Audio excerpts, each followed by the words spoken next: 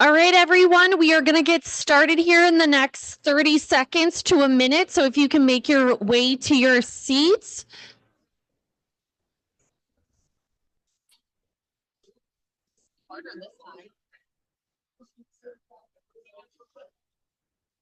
Thank you. If you can head to your seats, that would be wonderful.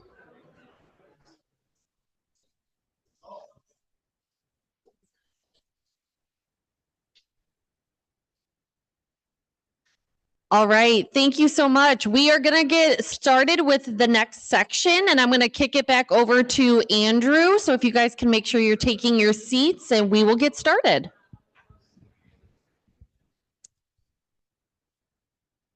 All right.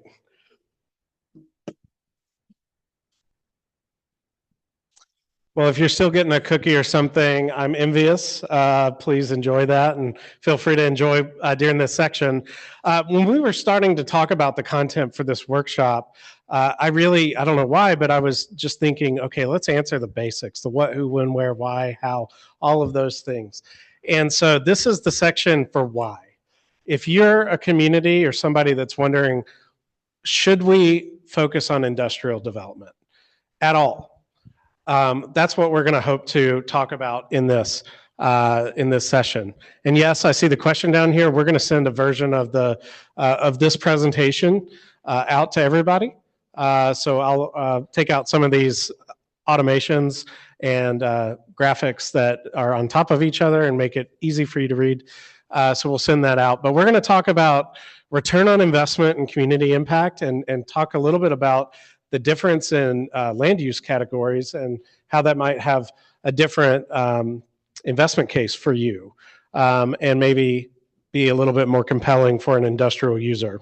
Also, not really sure what's going on with the drawing on the screen, so this might look like one of my daughter's drawings by the end of this, but we'll figure that out here after this session. One thing I really wanted to start with is this idea of direct, indirect, and induced impact. So we always, it's right up front, the capital investment, the number of jobs. That's the thing that most people see and they report on. And it's the most obvious and easy to quantify.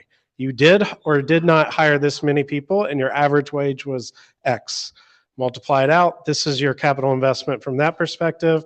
And then we know what the tax records say for your property investment or your machinery and equipment in other states. And that's your direct impact. And that's sort of equivalent to GDP, generating GDP for taxing authorities. But there's so much more to it. And we have to think about that contribution from the wages and taxes that not only came from constructing the facility and operating it, but those ongoing costs. So the next thing we like to talk about is indirect impact. So this is more of a B2B type situation. You have a company that's come in, they've made an investment, but now they have to operate. Where are they going to buy their goods and services from? And maybe this is a supplier, right? And so those folks have to hire somebody. Maybe they're in your community, maybe they're in the bigger region, but they also have an economic impact because they're making that investment, hiring people, buying their own goods and services, again, probably within a region. But then the third thing is that induced impact. So these are the employees, either for the direct investment, the initial company, or their suppliers. And those folks are going out and they need a home, they need an apartment. They're going to make an impact from that perspective. They're probably going to buy a truck or a car or a boat or 5 boats, whatever it is. And they're making an impact from a real or personal property perspective in their personal lives. But they're also going out and frequenting. I heard earlier about some of the new restaurants and different things that are being attracted. These are the people that are driving that sort of investment. They need somewhere to eat and drink and hang out and go to the movies and all of these different things, and they're going to spend that money in your community. So taken together, this is the total impact. So we need to keep that in mind when we're considering investments and we're considering incentives, whatever that may be. What is the total impact? But this can be kind of hard to quantify, and it's different for every company. One other thing I'll say is some investments have a greater secondary or tertiary economic benefit. So maybe they have a lot of employees, but not a ton of capital investment. Maybe they're having a larger induced impact than direct. So again, this is nuanced, but this is another part of you choosing what is the right fit for our community. Okay. And sometimes if we're getting brass tacks, how do we communicate politically and within our community about these impacts? So being aware of it is really important. So the first type of project I'd like to talk about is just a smaller impact. This is distribution, the future CrossFit workhouse, warehouse space. You know, they're going to have a smaller direct impact here. Please forgive me. These, after I made all these, I realized they looked like eyeballs. So, you know, don't hold that against me. But the dark circle is the direct impact, that initial investment. And then it's amplified by that. There's goods and services that the company is purchasing, and then the impact of the individual employees in the community. In this case, fairly equal the impacts as you go further out. It's not really overly disproportionate. But you move to something like food manufacturing, more of a mid-sized project. Again, earlier we were using the term light industrial, not really implying on the economic scale here. It's more about what's the actual impact. They're starting to have maybe, depends on the project. Oh, I hit the wrong button. Go back. They're maybe hiring more people, having a bigger induced impact, but they're also buying maybe some more materials in the area.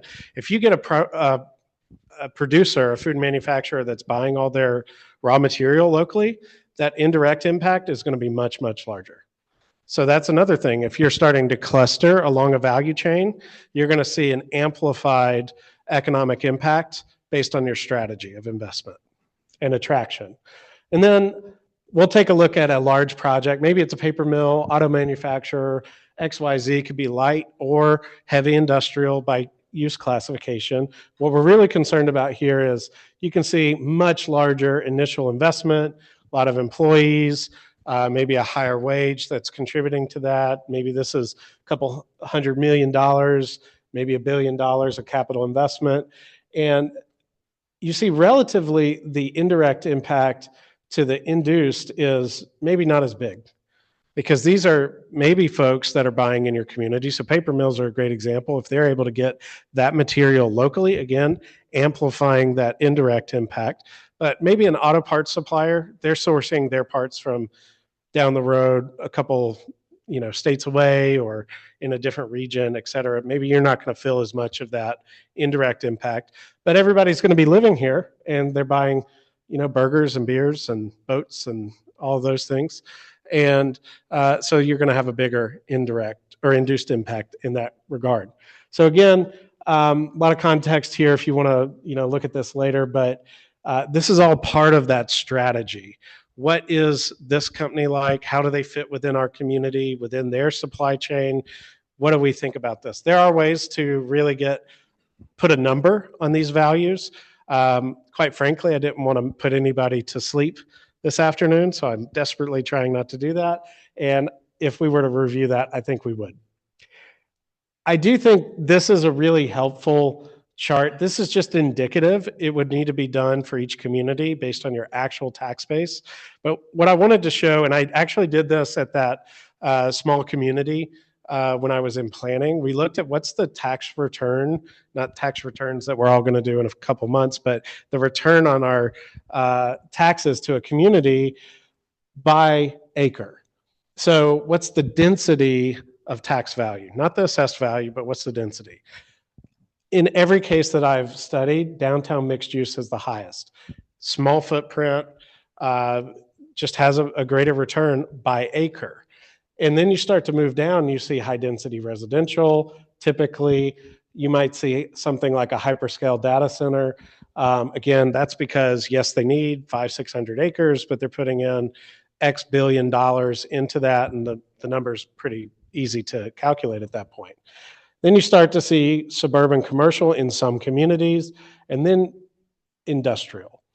Now, in the community that I studied this for, that suburban commercial was half of heavy industrial or light industrial. And so for them, they decided, you know what, we need to make it a priority to have some industrial development in the appropriate place in the city because we're going to have a higher return on that.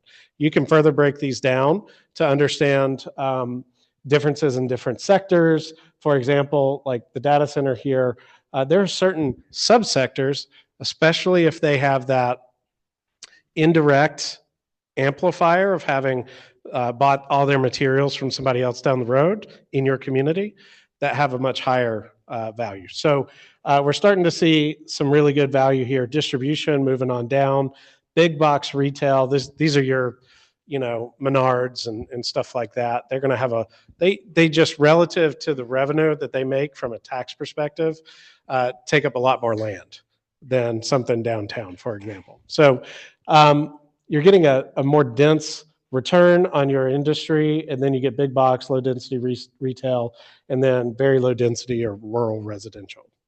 So that's a bit of the case for why you would want to go after industrial. And I want to show you just a little bit of how we calculate sometimes return on investment for communities when we're comparing different industries.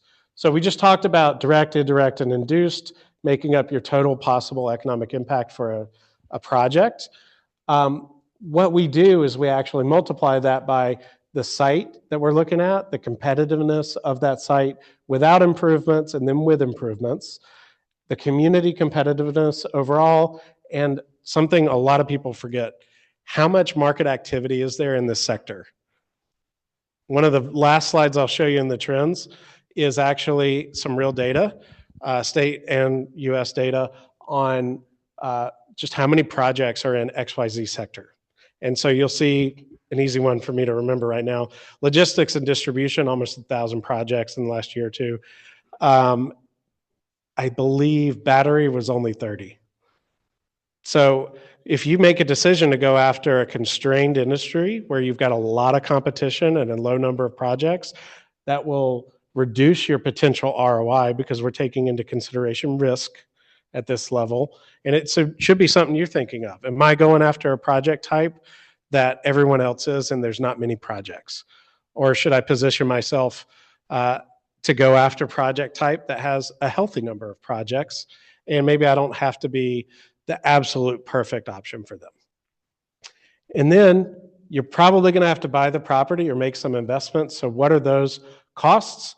This is the calculation, but what we're really getting down to is we want your cost to be less than the benefit of the total economic impact.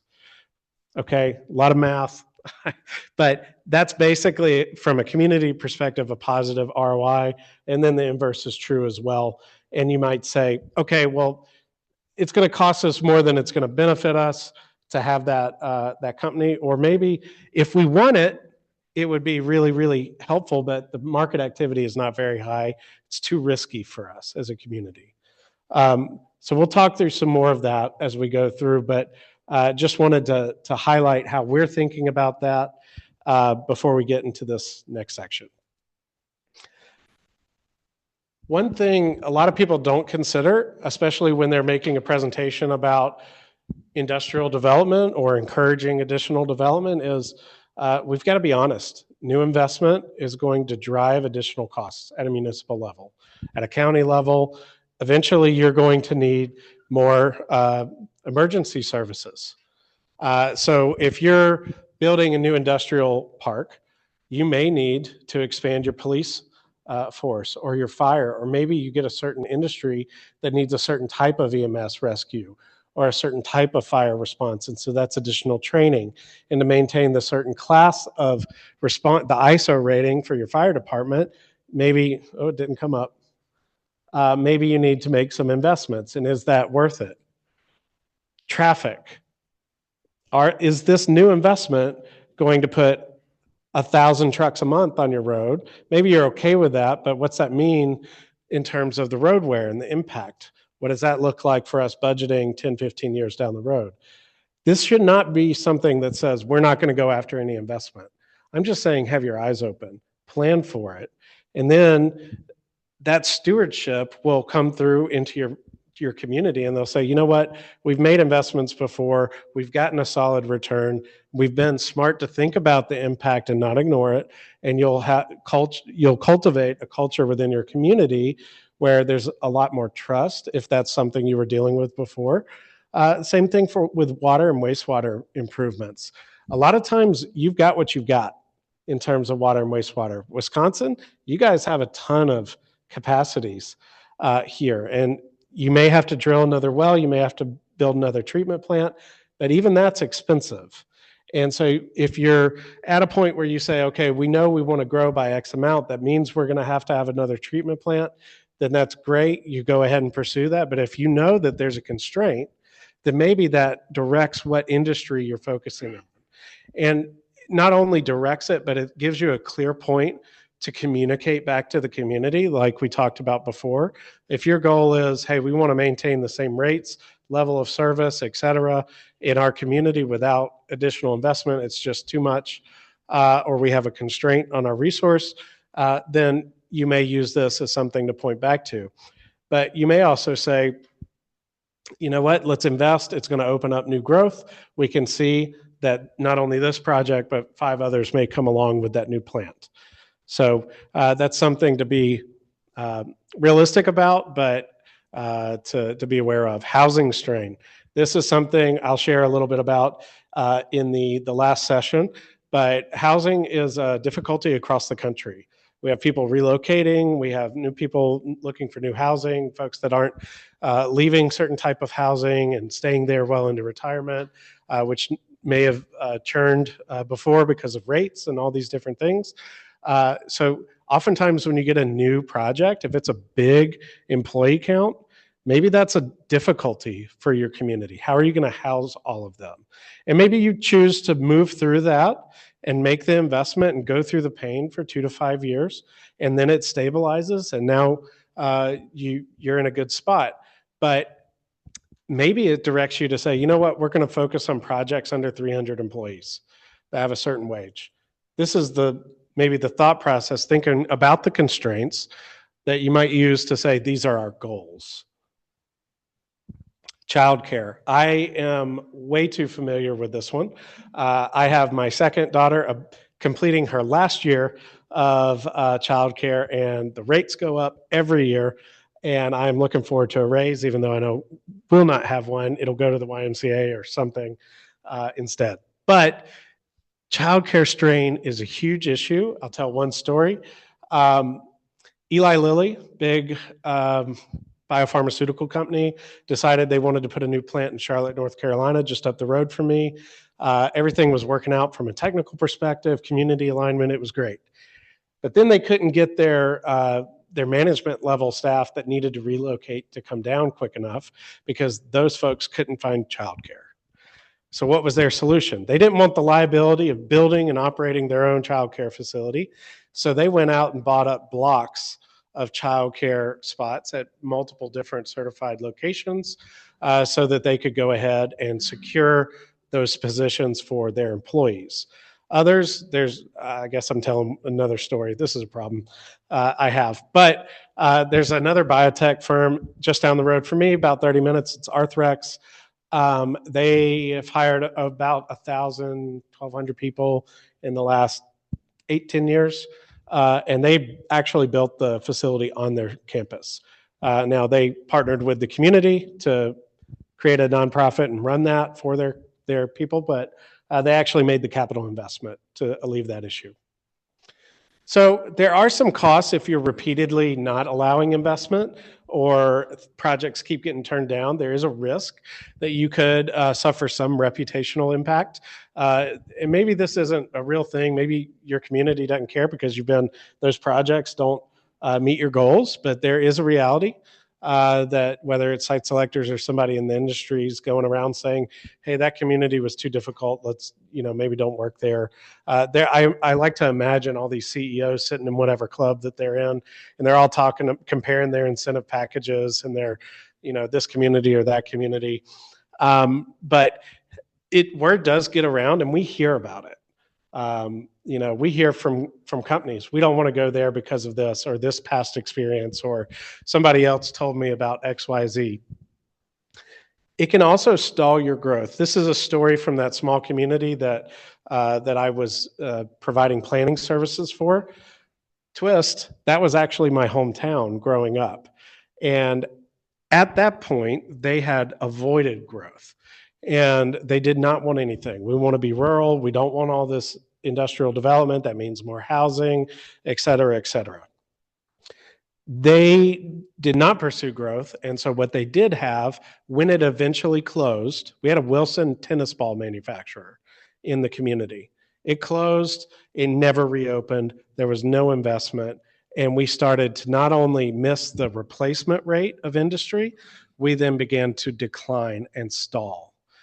Now, luckily, they were able to get that turned around, but there was a lot more investment to get something re-going.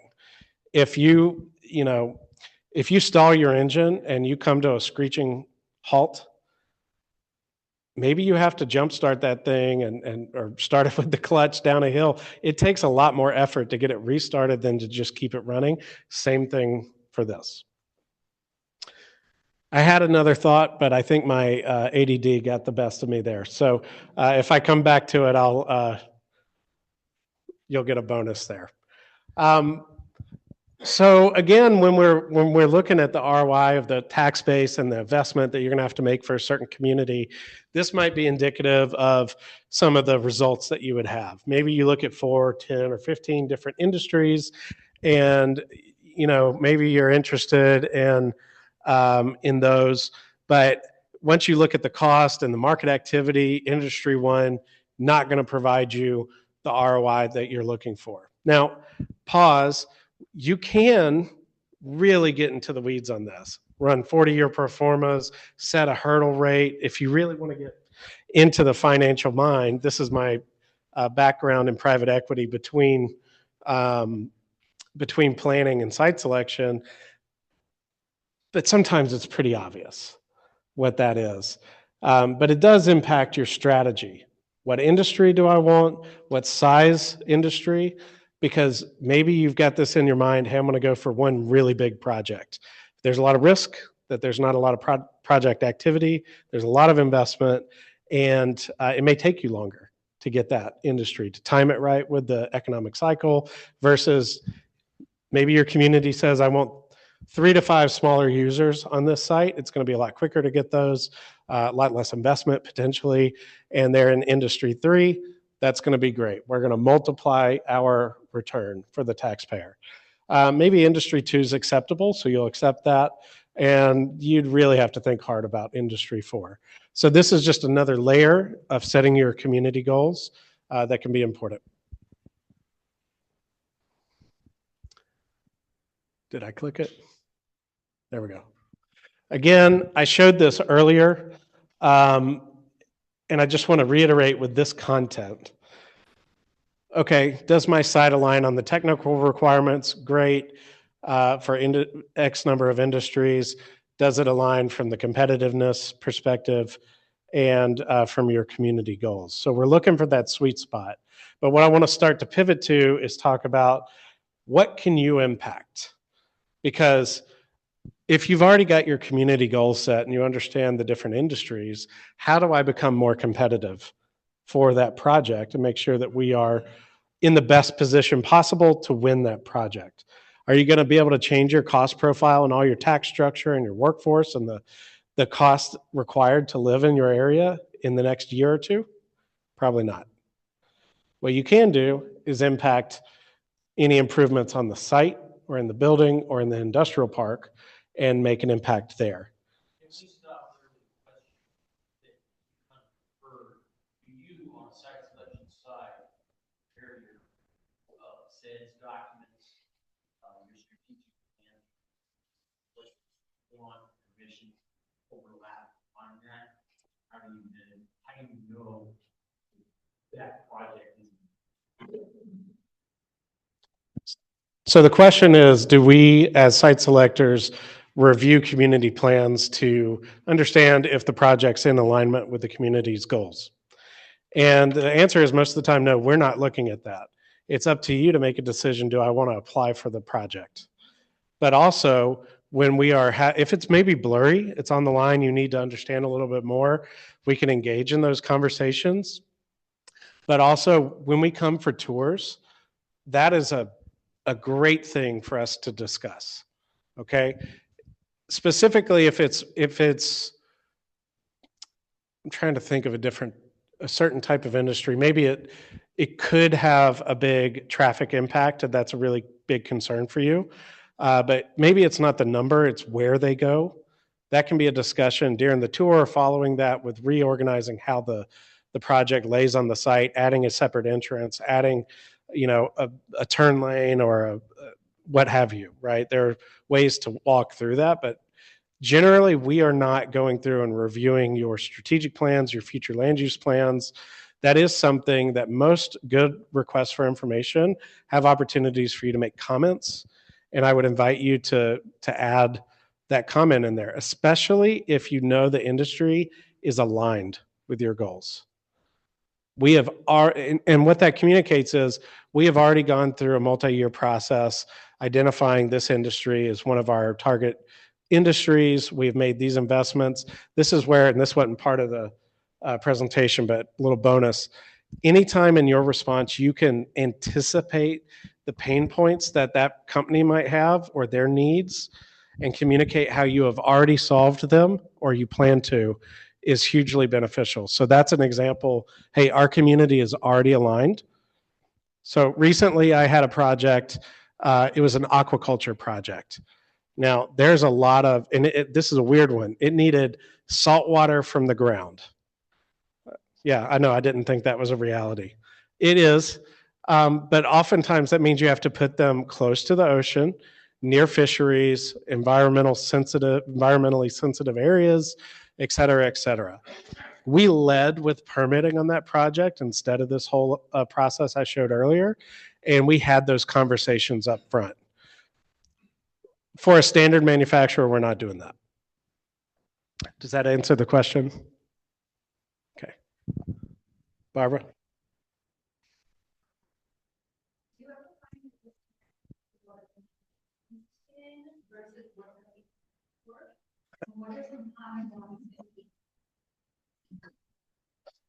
I'm not delaying response on the first bit. I've got an answer for that. I'm trying to think of a scenario. Yeah, there's a lot of disconnect. I think people have sometimes rose-colored glasses when it comes to, yeah, we'll be able to support that.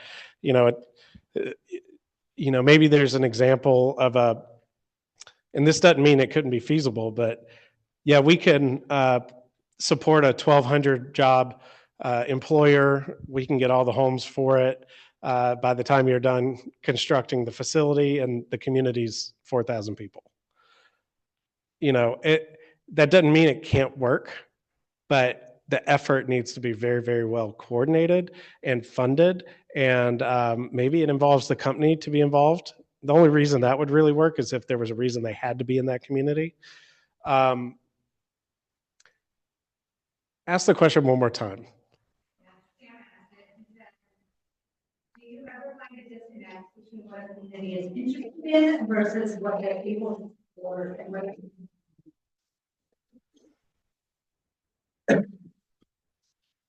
Oftentimes, I'll highlight some communities want certain industries, and they've not coordinated with their utilities or railroad to confirm that they have the capacities and the capabilities to support that. And this is an example of maybe a lone wolf economic developer that's just not, maybe they didn't get the support that they wanted from those folks, and so they're just going out after something. What I would caution you with is, and I'm not suggesting anybody here or in the audience is doing this, but never respond to an RFI or a question, as with, I keep using the term rose-colored glasses, but don't be disingenuous with your responses. I've definitely had communities that have done that, and it comes out eventually. We're going to figure that out. I'm trying to come up with some more thoughts. I might have to come back to that in the Q&A to find some more examples, but and I did remember what I was going to say earlier, but I think I'm going to save it for another section. So We'll see if I remember it by then. What I was saying is if you can't impact your cost and workforce, you already know your goals. The last thing left is to make investments in your site. And if you are making investments in the site or the road network or the infrastructure, you're actually increasing this overlap, making it possible for you to be more competitive for different industries and maybe even different types of projects. But what does it cost to make those investments? That's, again, what we were talking about with the ROI. You can increase your ROI potentially, depending on the cost of those investments, by increasing your competitiveness. And ultimately, this starts with site control. So that's this next section within this session. And we got started just a little bit late on this session, so we'll probably go a little bit past 2:45. But we already looked at this. We talked a little bit about regulation, and it is a tool. It is one of the tools, but we're going to move beyond that and talk a little bit about what does it look like to control a site and why would you do it. I can't tell you how many times, maybe this is an example, Barbara, of an answer to that question. Somebody says, we can support that type of industry, and their site is literally just an unimproved piece of land with no infrastructure, no road, nothing like that. And so it's often said in our industry, dirt is not a site. Okay, just because even if you own it, dirt is not a site. It's not marketable. It's the product that we're looking for is something that's ready to go. Now, the exception is earlier we were talking about heavy industry. A lot of times those projects are willing to go somewhere that have no improvements yet because they have the capital behind it to extend those. They want to have the buffering from community, et cetera. And so they're willing to put in a 13-mile water line or something like that, crazy. Generally speaking, again, we talked earlier about defining your future, but owning a property or having an option on it, we'll talk about the different options, gives you more power on those regulatory environments so that you can make those zoning changes or put in covenants on those properties. So for example, if you want to build an industrial park and have certain standards, that's a lot more difficult if you don't own or control the property. We'll talk in a moment about maybe you need to partner with the developer and they own the property. That looks a little bit different.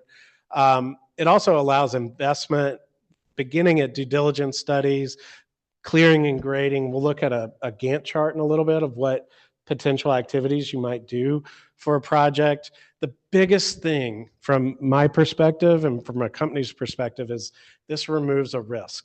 The biggest risk, which is the property available? You control that destiny as a community if you own or option or have an LOI or whatever other means that you have involved there.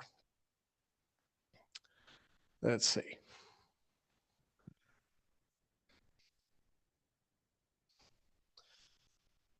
You can also speed up the development timeline. This is a big deal, especially if you've been able to go ahead and work with your permitting folks and identify, okay, what are the limits on stormwater, on parking, on XYZ for different scenarios.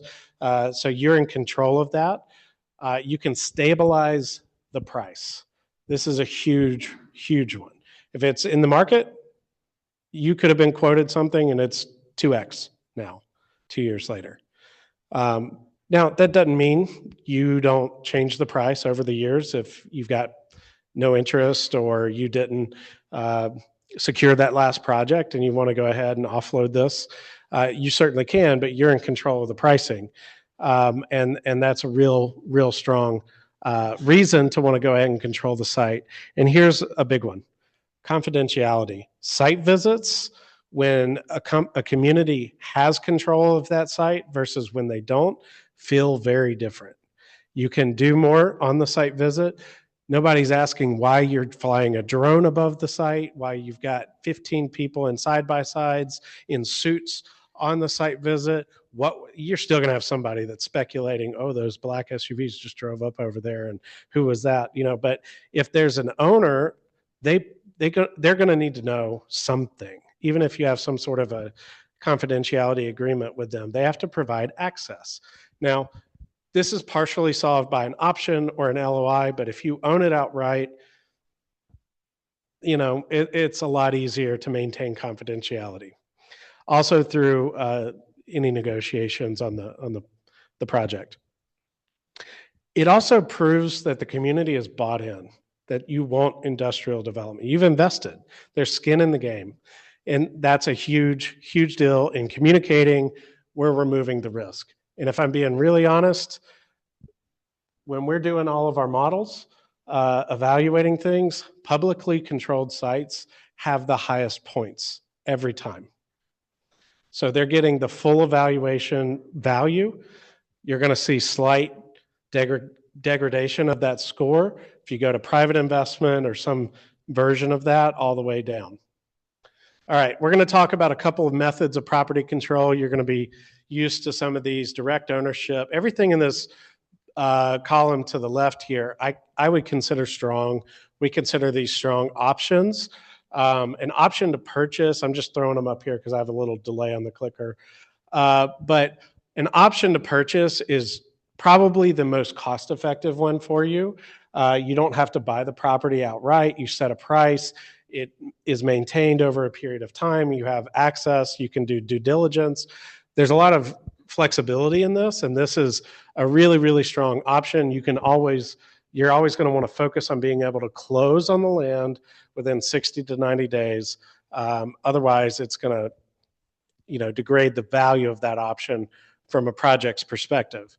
Long-term land leases, I bring this up because oftentimes you have a port-related property, or you have a railroad-related property or something like that. They're not going to sell it to you, but maybe there's an option to do a 50-year or longer lease.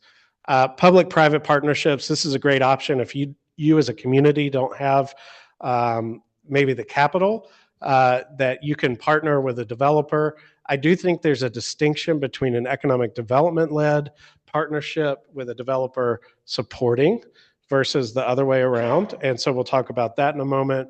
But again, this gives you direct control on what happens to the site. You can set regulations all day long, but if you don't own the property, somebody's going to figure out some way to wiggle through that thing. But if you own it, if you've got patient capital and patient community, you can wait for the perfect thing. Again, you can wait too long, maybe because you set your goals on an industry with not enough project activity. So that's another part of this equation. In the middle, I've definitely seen sites where the utility owned it, and maybe their vision and their goals were not fully aligned with the economic development organization. So there can be some conflict there, but if there's unified vision there, that's a great option. Easement-based controls are super risky, but still can work if a property is really encumbered by a certain easement. Maybe the access is limited, and so that easement holder could refuse to allow a certain thing to gain leverage and control over what goes on a site. Condemnation, takings, this is a last resort, but that's certainly an option. And then the flip side, the developer-led economic development supported project, public-private partnerships, also a good option. Again, you're giving up a little bit of control because the capital might be more in the developer's hand and they're just agreeing to work with you. So that's something that degrades a little bit of the control. But even if they're riskier and offer less control, they can still be a really viable option for you. These last ones are very common and they do add value, but if we are considering, does this property offer us certainty? They're going to hold the least amount of water compared to the other options. So an MOU, Memorandum of Understanding, Letter of Intent, it's not binding. It's not like an option. Even less so is the right of first refusal. In this case, you're having to wait for somebody to say, yep, I'm willing to sell, and then give you an option. And guess what? You probably only have a limited time to act on that, and you may not have the funds or the political alignment to act on that. So we don't, in our analyses, consider these to be any sort of public control. These, yeah, we would consider that if there's full approval or they've been enacted. And then lastly, covenants and restrictions and zoning, that's controlled by regulation, which is great. But you don't have final say on what goes on the site in every aspect of what goes on the site. Now, you got to be careful with that. If you own something and you say yes to it and you didn't do your diligence on that, all the aspects of the project, or you didn't have the regulatory controls to actually impact the design of the project, then you can also be up a creek with the ownership. So these go hand in hand. You may decide, you know what, we have a very specific vision for this park.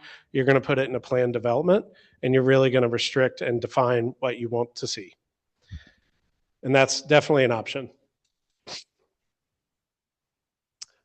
So I think this is really cool, this section. You may not, so we'll take a poll later. Not really. But I wanted to just show, I'm going to show 3 different categories of how competitive is a site in a community when it's just private investment with low regulation in terms of zoning and those sorts of restrictions. And I wanted to look at primary markets, thinking MSP, Milwaukee, Madison, that sort of thing, maybe a tertiary market. Maybe that's where we are right now. That's where I live. And so you're going to see just a different level of projects interested in that community. It's still pretty strong in this private investment stage with a lower regulation. You're seeing a broad range of industries interested in the primary market. Maybe you're seeing smaller, and in certain communities, that's not to say you can't get a large or a very large project. It's just the bulk of your projects interested are maybe a little bit smaller. Your speed to market, again, a little bit slower, maybe in a small community. Now, I hear what you're thinking. Some small communities think they're going to be able to move a lot faster than anybody else. We've got less regulation. That may be true for your community. Oftentimes, it's not as fast because there aren't as many people dedicated to every aspect of that project. So maybe it's faster to get stormwater in the big community where they've got 5 people just doing stormwater. Level of activity and maybe your distribution type projects are what you're seeing. This is what the market builds. Spec. 36-foot clear height, 250 plus foot wide, dock doors on both sides, etc. That's distribution unless you get a different type of project using that space. And I will say, fast forward to trends, we are seeing a lot of interest in companies shoehorning their process into spec buildings right now because cost of capital for manufacturing the building, for speed of construction, et cetera, et cetera. But those buildings are going to be eaten up and no longer be available. This is the time to invest in sites because that absorption will eventually cross over. So strong and moderate for the private investment with little regulation. I've seen communities that had extremely high regulation in a tertiary market, had a great vision, but what they signaled to the market was this is going to be difficult to do business. You're going to have a lot of requirements and restrictions. It's not clear how you've laid these out. Is my project allowed? Is it not? Are we going to have 15 different public forums where everybody can hash this out? And that might restrict the size and the project activity of those. And you still can get great projects, but maybe they're not as aligned or as impactful as you would have had with lower regulation. And so it does impact the larger markets as well, but if they need to be there, that company, they need to be there. So you're taking a hit a little bit with just regulation and private investment. However, if you choose to pursue control in a way that's viewed as beneficial to the company, it shows alignment and it shows, hey, more projects are going to be interested in our project. Maybe the speed is still the same, but you're actually going to see a higher level of activity. And you have the opportunity to be more strategic about what's coming in. And so overall, again, very high level, in this image, but what I'm wanting to communicate is if you have the opportunity to go with site control as an option in terms of ownership and option on that property, Sure, marry it with regulation to give you the teeth to manage that. But that's where you're going to have the best success. If all you can do is regulation, maybe you still need to do that, because what you're doing is preserving the option to do this in the future. Maybe slow down some of the interest that the private market would bring in so that you can, when you're ready, do this. This doesn't mean regulation's bad. It's just, where are you in your journey? All right.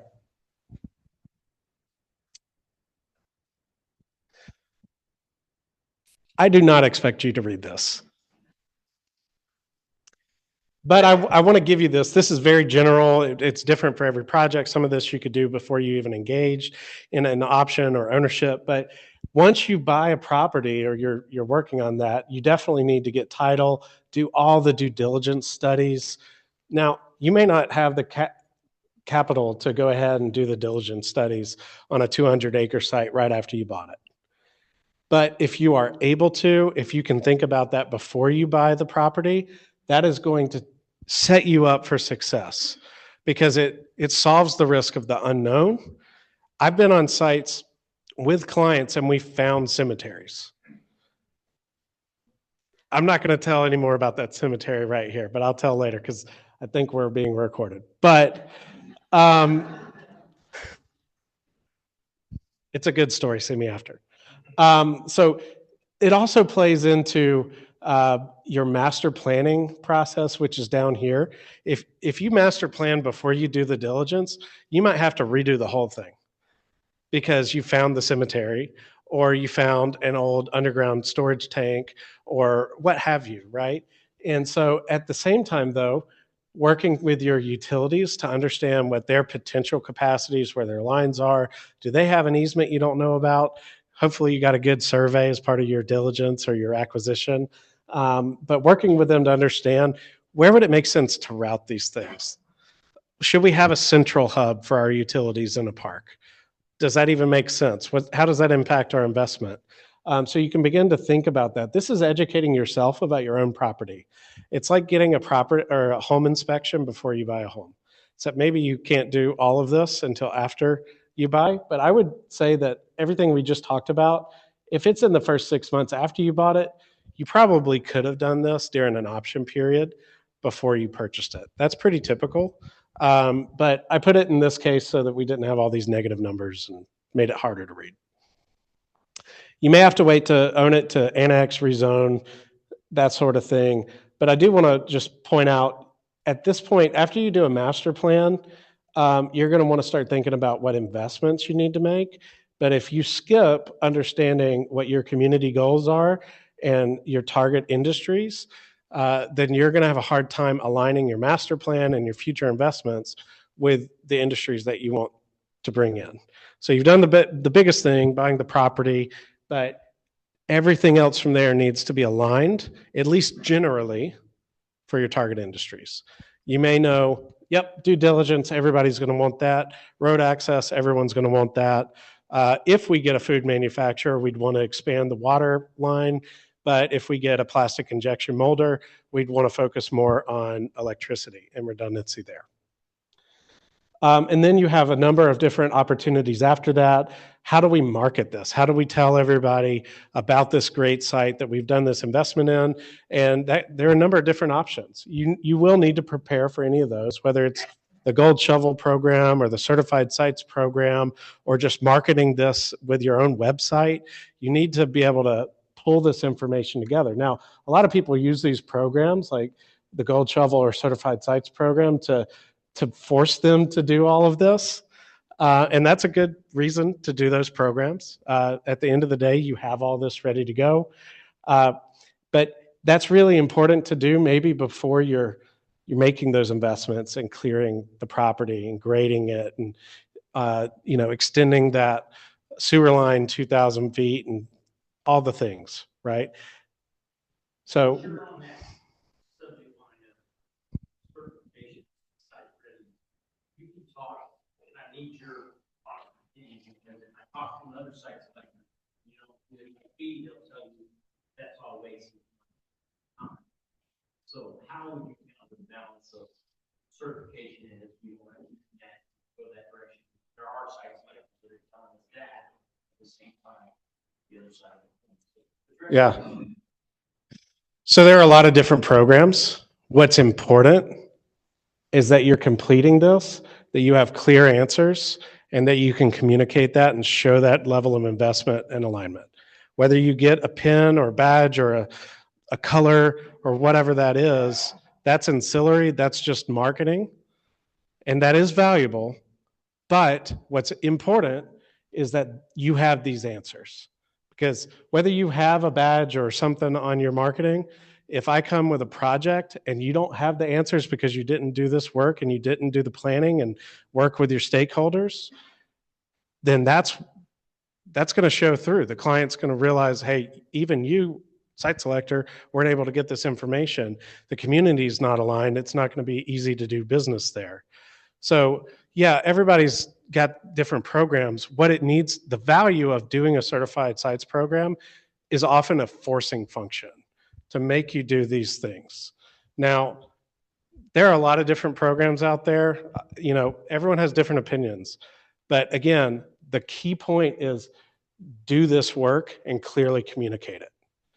But at the same time, you know, if you find value, the site selectors or the companies that represent those types of industries that you're interested in have communicated that they look at a certain thing, maybe it's worth investing in that program.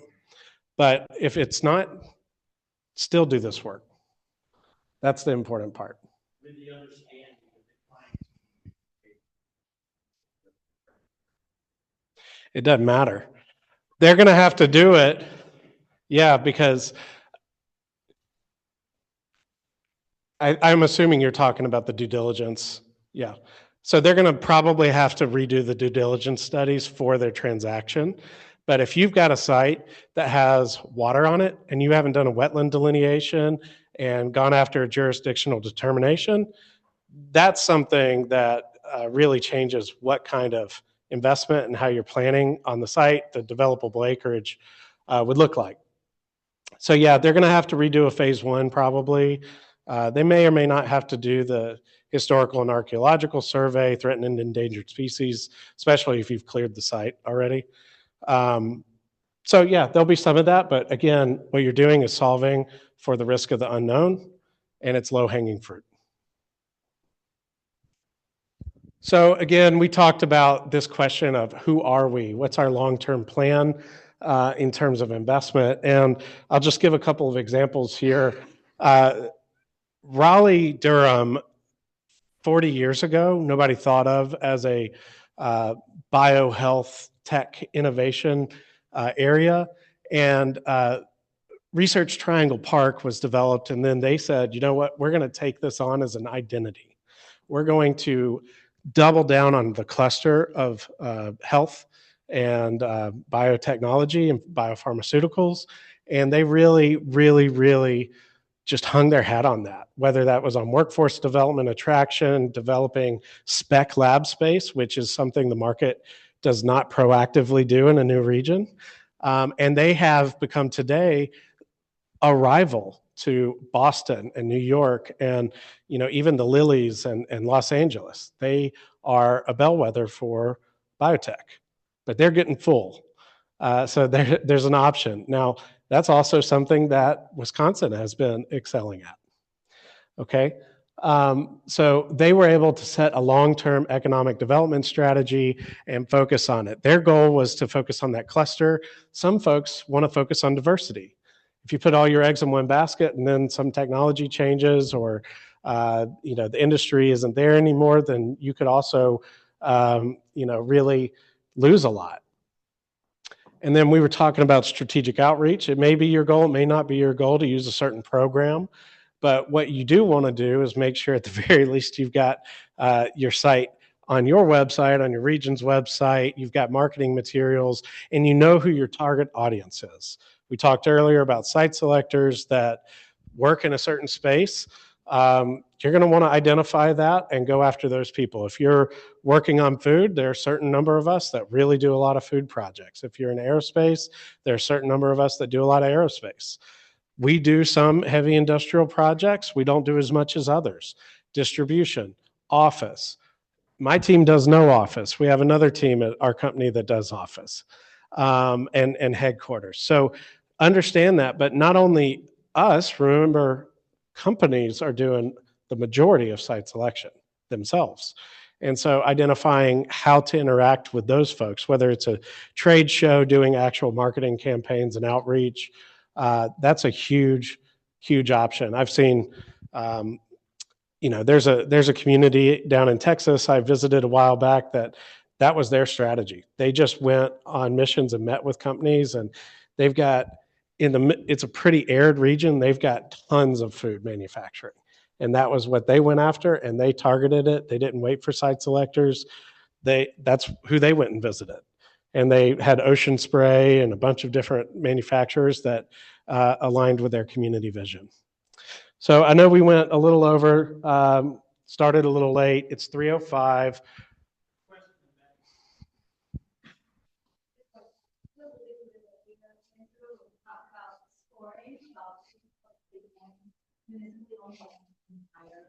These are dashboards, standardized scorecard, and used to rate sites for.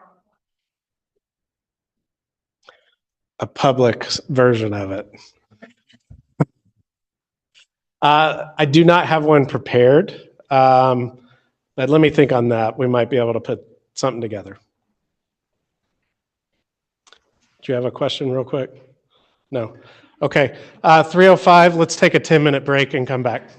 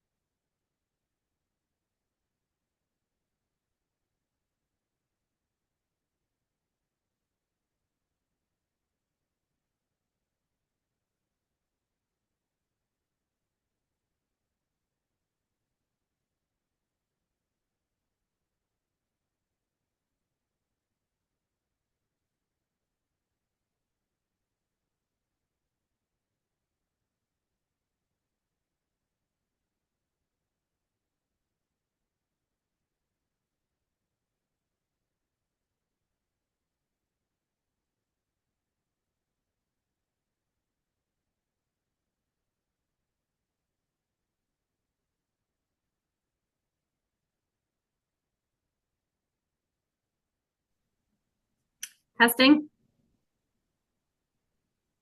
No?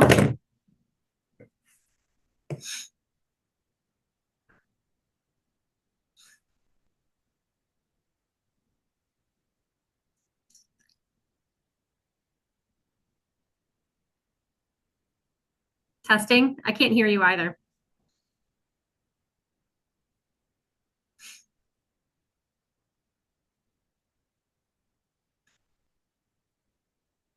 Hi, Lisa.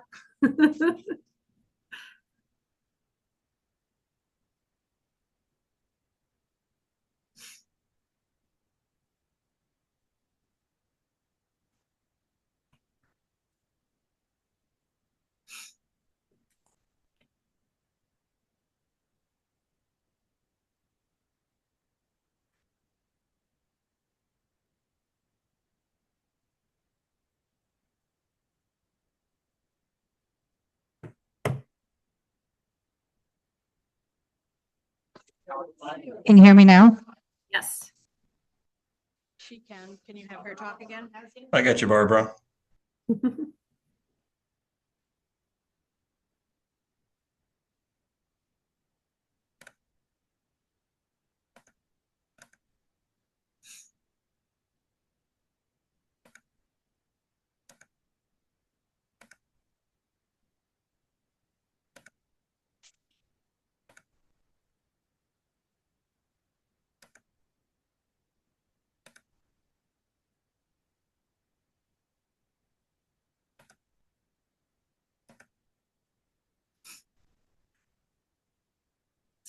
Testing? Can you hear me?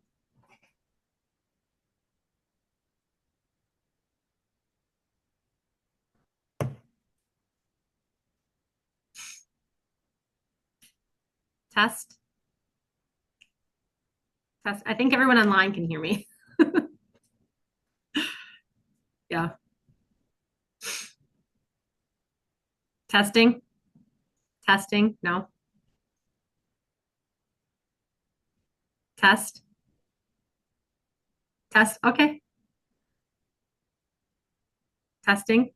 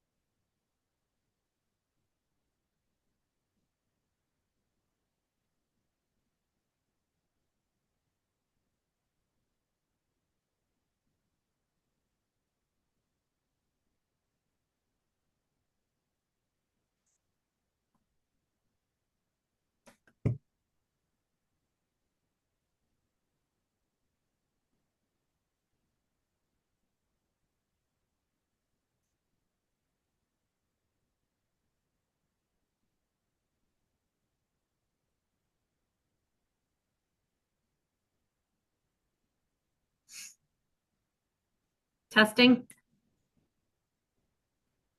Testing.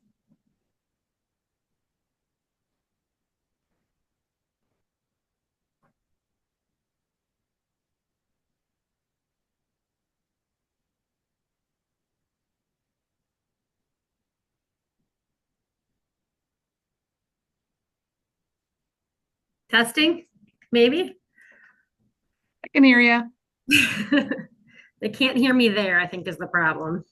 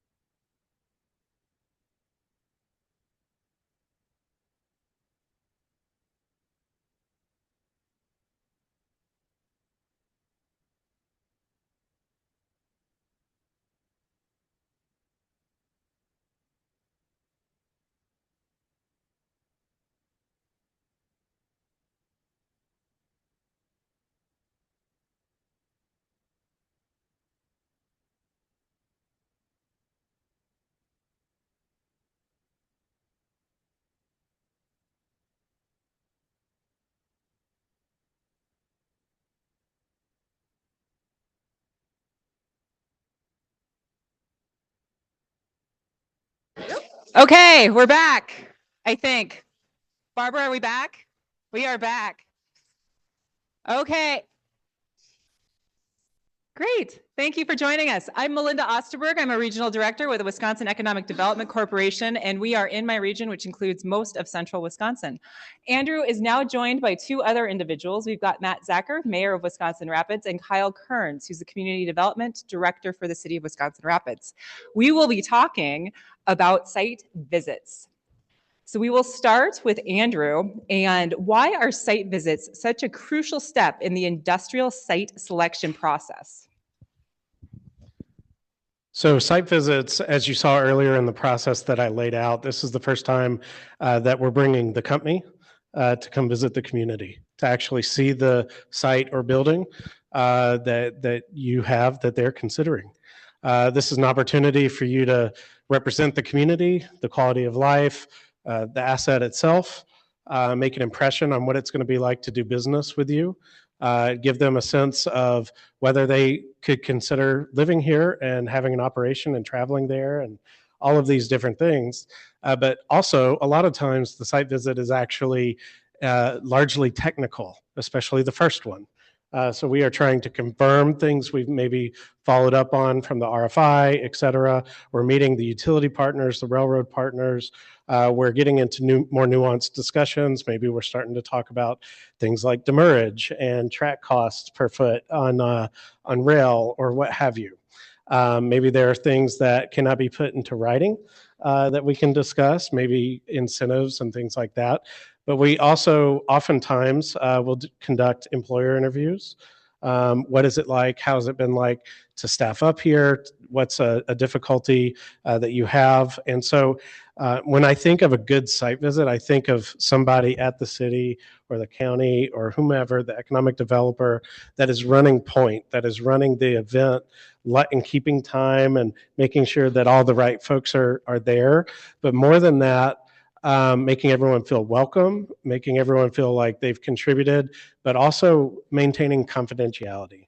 A lot of times these site visits, everyone's had to sign an NDA, and so we have to be very protective of that. There are also sometimes some companies that have really interesting requirements. It's kind of, it's not quite to this level, but it's like the rock stars that need only green M&Ms in their green room. And this was amplified, for example, during COVID, when we all had to drive in different cars and have box lunches and all this different stuff. And so there are considerations like that, and I'm sure we can get into more, but that's a little bit about why site visits are so important. Plus, know if you got a site visit, we're probably cutting some sites after that. So to my Rapids team, what do you think makes a site visit successful? We've been very lucky that we've had like some site visits, which have been great. But what makes it successful from the municipal perspective? So piggybacking off of what Andrew said, like there's so many things that go into it, but I think from my perspective, having come into it a year and a half ago and been a part of a couple of bigger site selection processes, it's the relationship, it's the one-on-one. As much as we know emails and all the electronics and tech stuff is going to be able to do things faster, if you don't have the ability to actually meet face-to-face and at least build some of that rapport as quickly as possible to get the human side together. I think that to me is the most important part of having folks come to a site and be able to meet you and meet the community and just be able to have some food together and talk about families and things outside of just the business side. So I do believe that's the most important thing, no matter what. Yeah, speaking plainly, I think it's getting the phone call the next week that the company's moving forward with you. That's how I'd measure success. But in all honesty, also, I think it's the amount of engagement that you have throughout the visit. I remember times where we've had requests, right? We try to share with the developer or the site selector, our community and the site, but there are things that they want to see maybe that we don't have on our agenda, and so we need to engage and we need to listen. I remember a time where somebody wanted to see a certain piece of infrastructure, and we had the agenda written so much that it would have been hard to do, but they wanted to see it. So we said, you know what, we made a couple phone calls and one of us left to go show them what they wanted to see. In fact, that happened a few times. So I think the importance was being able to flex the schedule and accommodate the developer or the site selector.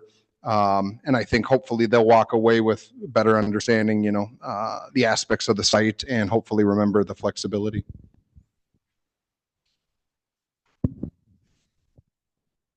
Thank you. So Andrew, before you're coming and you're preparing for the site visit, what are some of the things that help you know that the community is really prepared to welcome you?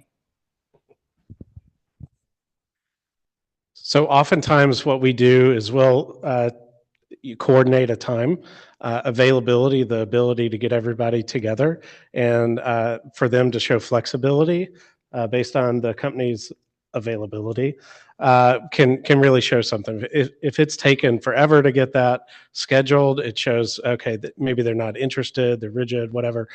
But also we'll ask for an agenda to come back to us. We'll send out a sample agenda.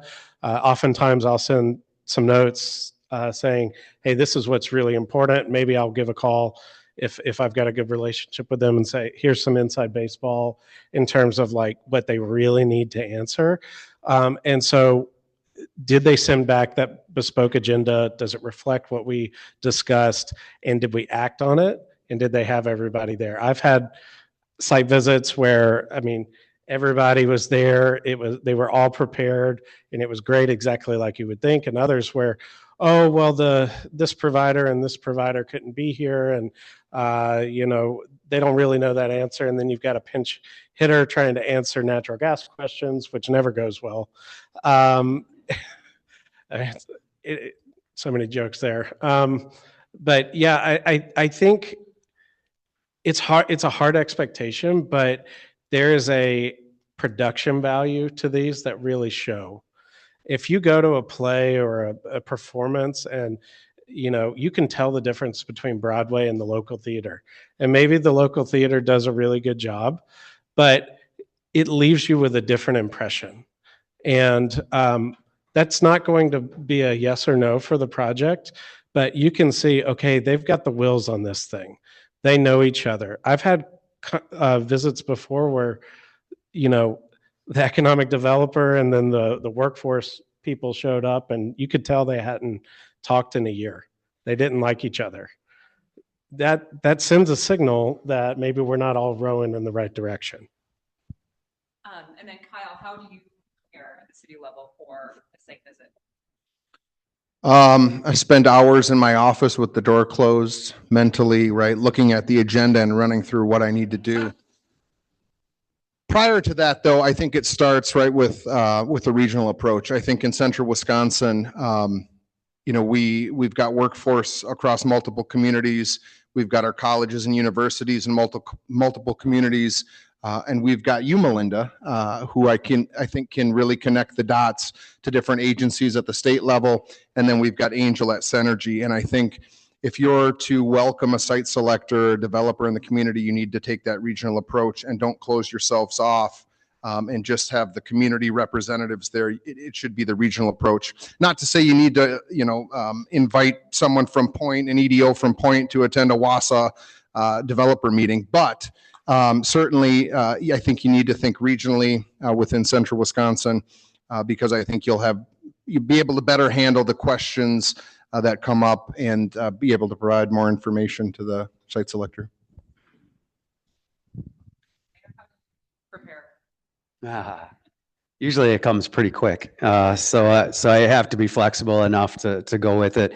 I think the best thing for me was just the knowledge. Been in this job for a little over a year and a half, and learned pretty quick. Like Kyle was nice enough to invite me to a lunch with we did a downtown master plan. He brought some other folks in and they're also planners. And as I was sitting there eating with them, I quickly realized that they're speaking a whole different language. And I think it's a good thing, that gave me the understanding that, they went through an education process that's completely different than most people go through, and they understand what it is they're talking about. So I mean it with the utmost respect, but it's also in engineering and it's also in the streets and public works. So long story short, I am never going to be the master of everything, and nor should I want to be, but I should know enough to, be competent enough when I'm asked questions about the big picture, what my input would be, knowing enough about all the different areas. So I think it works out that way, but ultimately get out of the way is what I've learned.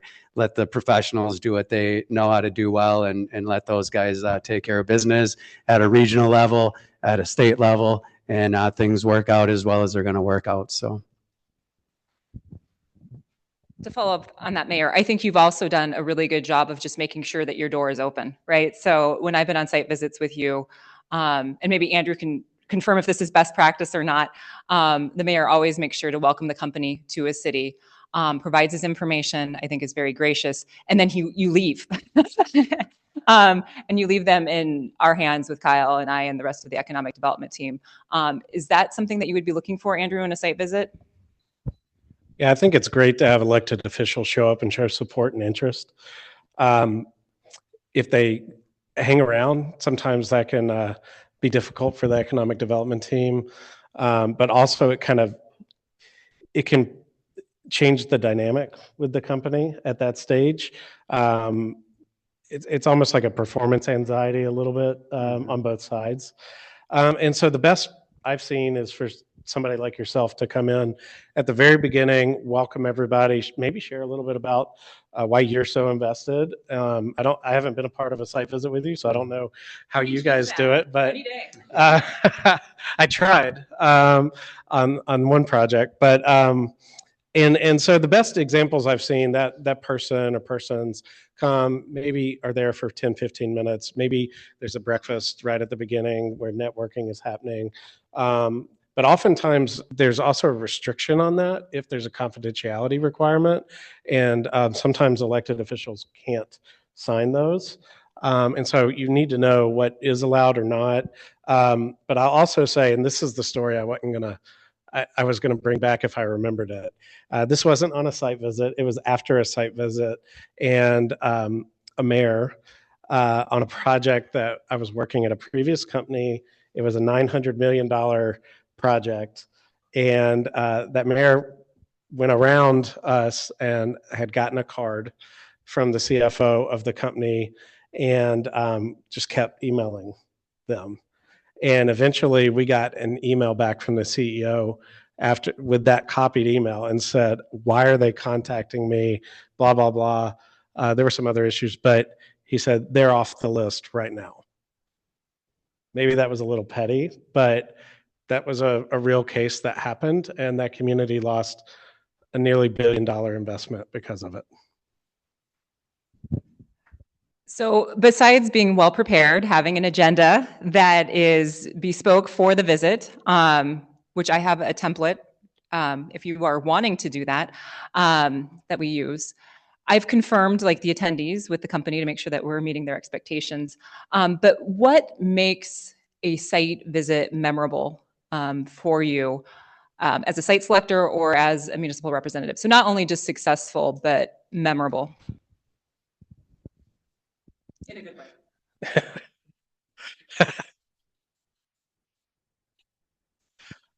I'm thinking of all the bad ways now. I'll give an answer. You give an answer, and then I'll. So I think it's doing the little things to stand out. So today you might remember in Andrew's presentation the ChatGPT reference, right? So that was a way he was able to stand out. I think likewise, as a community, I think about ways in which we can stand out. So I think we're strategically thinking about culturally appropriate gifts to give them as they depart, whether it's tied to the site, the community, again, their culture. We strategically think, right, where do we want to take them? What's the tour route going to be? What restaurant are we going to take them to?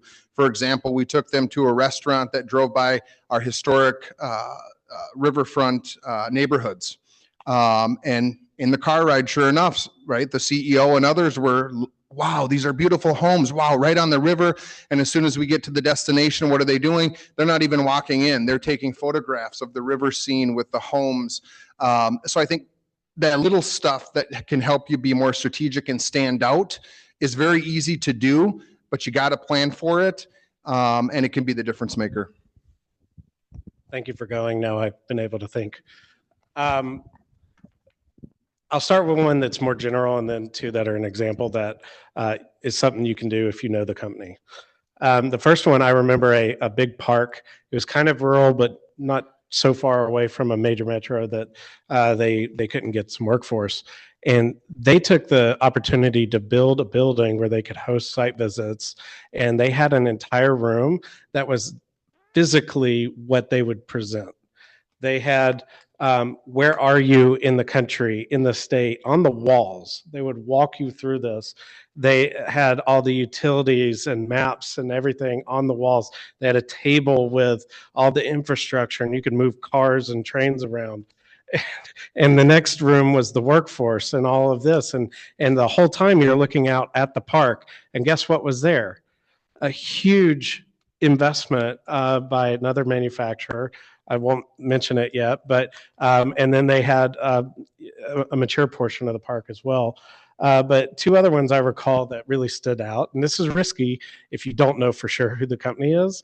That Georgia Pacific Dixie Paper Plate, they had no idea. We were complete NDA all the way up to, we signed them at the site visit. And we showed up and they had all Dixie cups and paper plates, and the company was just, wow, this is great. They were pretty smart. They figured it out. And another one, we've only talked about site visits like they happen once, but oftentimes we'll come out with the project team and then maybe an executive team would come back out. And so for this one, it was actually Trex decking, the boards and stuff. This one company or community went out and bought a bunch of the Adirondack chairs and built a deck on the site and set them down so that they could sit down and view their site in their product that they would be manufacturing. One more. Like a cheaper one, like that we can afford? Yeah. So, oh gosh, what is it? It was a why can I not think of the name? Something Lynx, the Jack Lynx.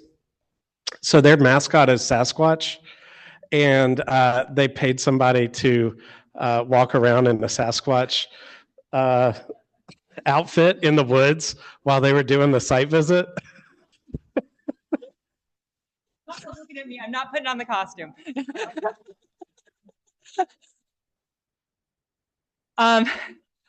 So I think definitely when you get that physical site visit, it's a real opportunity for your community to shine. But oftentimes on the road to that in-person site visit, there's a virtual site visit. And Andrew, I'd really like your expertise in how we can stand out in that virtual platform, because it is a little bit distancing. And sometimes I think, especially as a real community, some of the things that make us so unique don't come through. Yeah. I know I said all that about the production value before on a site visit, but it really makes more of a difference on a virtual setting. Who is letting everyone in that is under confidentiality? Who is managing the slides?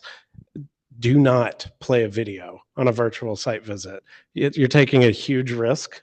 If you're going to use a dynamic mapping tool, have pictures that you can send along with the deck, because more than likely somebody on the decision team was not able to join that call, or they can't, they don't understand English or something like that. And if you send along a PDF with the deck with all the information later, they're going to review it, or they can have it translated or what have you. But I think, the big thing is the quality of life and what it's like to work with somebody and looking them in the eye and shaking their hand, and putting boots on the ground. That's difficult. There are some technologies that allow you to do that a little bit better, even down to the details. And some people do this detail of getting those cameras that make it look like you're looking straight into the camera, not some other way. Drone, I just said don't do video, but having a video that you could send along that's 30 seconds or a minute, that is the drone video, and having still shots you can reference. So follow alongs like that are really digestible and helpful. I will say I did have somebody try to use the VR like the Oculus glasses one time and walk through a building. That didn't work. So, and then other folks will create a virtual like Google Maps version so you can like walk through the site, but these cost money. And so, but it doesn't cost you a ton to walk around with your camera and stitch together some pictures and of key things. This is where the power line comes in. This is where the gas regulator is, if you're talking about that level. But the biggest thing is show them where you are. You don't know who's on the call, how familiar they are with Wisconsin or with you. And they don't know. They just may not know. So don't breeze past quality of life, but don't spend forever on it. And if you're going to talk about it, have a picture. It's just, people remember it. Thank you. That's helpful. No videos. Does everybody have a video? No, but like we have a drone video. Prior to the meeting starting, so what people were waiting. They could. It's something to watch rather than, I guess, engage with one another. So for my municipal representatives, I'll start with you. How do you follow up after a site visit? And then to Andrew, when they're done with that, how can we maintain the momentum after a site visit? So how should we contact the company? How often should we contact the company? But we'll start with my municipalities and how we follow through after a site visit. Definitely getting the mayor to either sign a letter that you've drafted or something more formal, I think is a good approach. And I don't think you necessarily need to have a expectation for a response, right? I think just thanking them for their visit. Most of the time when we've hosted developers or site selectors, there have been a lot more information that they've requested throughout the day or the multiple days, and you need to make that a priority. I think that comes at the staff level. So whether it's something from the region regarding workforce or something from our wastewater department, make it a priority and try to maybe pack it together somewhat. I think you don't want to just bombard them with, when you get a little tidbit of information, another email here, there, and everywhere, and make sure you're sending it to the right individual, right? You don't want to send it to the CEO or CFO. Perhaps though, that's maybe where the mayor's email can go, right? Not necessarily being pushy, but I think when you get to that level, again, depending on the culture, right? Highest elected official speaking to and thanking their highest, board member or CFO could go a long way as well. Yeah, I'm just thinking I have to go and delete a whole bunch of emails that I was ready to send out. No, I think it's important to, from the mayor's side of it, to get that one email in there that says thank you to all of them, especially the leadership team, and get that out there. Outside of that, I think the follow-up for technical stuff always is going to come from the department heads again. So just again, that personal touch to say thank you for coming to the community and letting us share our home with you. So. Maybe I shouldn't have told that story, So I really appreciate that you said that about the technical item. I think just making a priority, whether it's, whoever it is on the team, to consolidate the list of items that need feedback, that need follow-up on, that need another call to flesh out. Because oftentimes what we're doing, we're on the road for a whole week, 2 weeks on these site visits with the client. We've got bukus of notes. We get back, we're trying to put it together, and we've got a meeting with them that week or the next week to debrief. And maybe we've done some of that on the visit, but they're probably looking for some updates, some progress in the week or two after.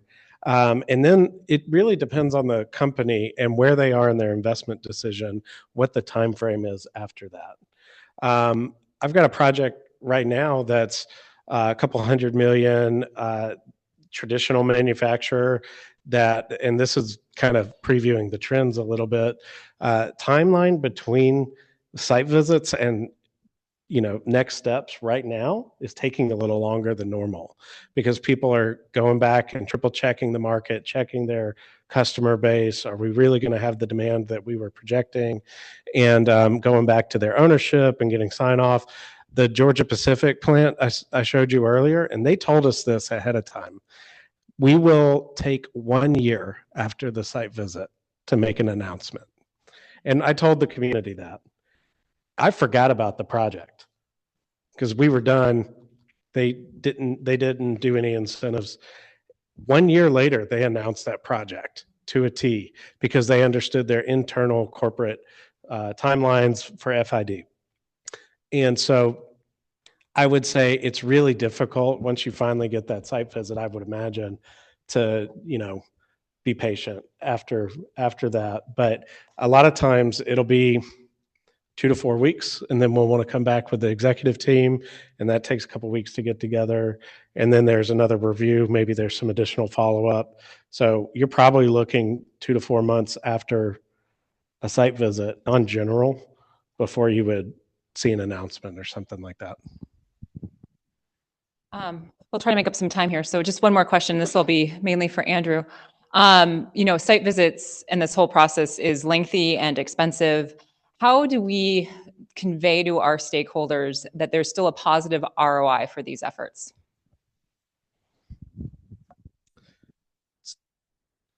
If you don't buy a ticket, you can't play the lottery. If you don't put the investment in to host the visit and to participate and answer the questions, then you have no chance of winning that project. And certainly, if you want to increase your chance, all of the ways that the effort can be put in here, the support. I love the idea of sending the letter of support afterwards. Whoever that's meant to go to or appropriate to go to. All of these are little things that are increasing your chance of winning that project. Ultimately, you don't know who you're competing against or what those factors are, but you have to put your best foot forward if you want to win these projects. Now, maybe you vary your level of effort based on the project itself, but I've seen some folks that show up like it's another Tuesday morning on these things, and it just falls flat. Just really falls flat. And you don't know where they were yesterday or later that afternoon. I've had day visits that were, the morning was terrible. The whole team I was worried they were mad at us. And the afternoon was awesome. And it was funny. We thought the sites would have gone the other direction. Like the morning was the better site we thought, and the afternoon had a few more issues, and they came away with a more positive view of that. I had one recently. I was going to tell a story, but we don't have time. So anyhow, you have a huge opportunity to make an impression on a company during a site visit if you don't take it for granted. So I don't know how to put an ROI on that, but anybody else? No, that was all I had. I'll just close by saying one thing, like right after residents asking me to clean up their neighbor's yard, the next biggest request I get is to, hey, put this in, or hey, put that in, and get this business to come here. And I think the magnitude of what that takes, I understand much better now. And I appreciate the job that everybody here does to make that happen for your communities. It's not an easy task, and there's a lot of moving parts and a lot of moving pieces and a lot of great people that make it all happen. So I appreciate the work you guys do. Thank you all. Now we have trends. I think we're going to skip the networking break because we need to stay on target. So Andrew, we're back to you.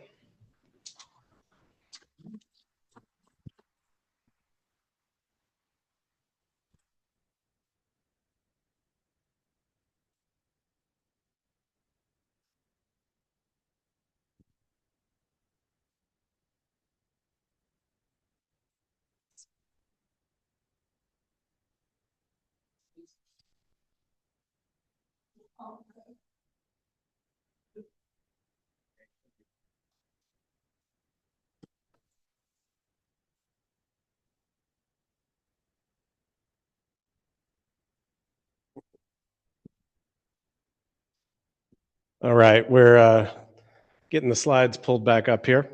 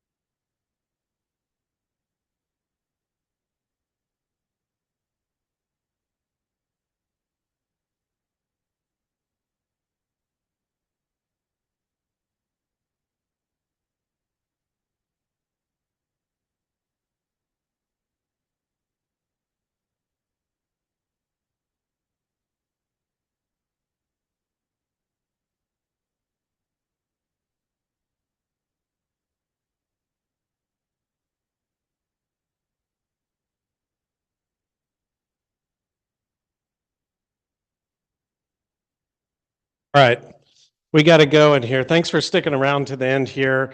Going to get this back on and we're going to jump in. So, big thanks to everybody on the panel there and for your questions so far. We're going to jump into a few industry trends.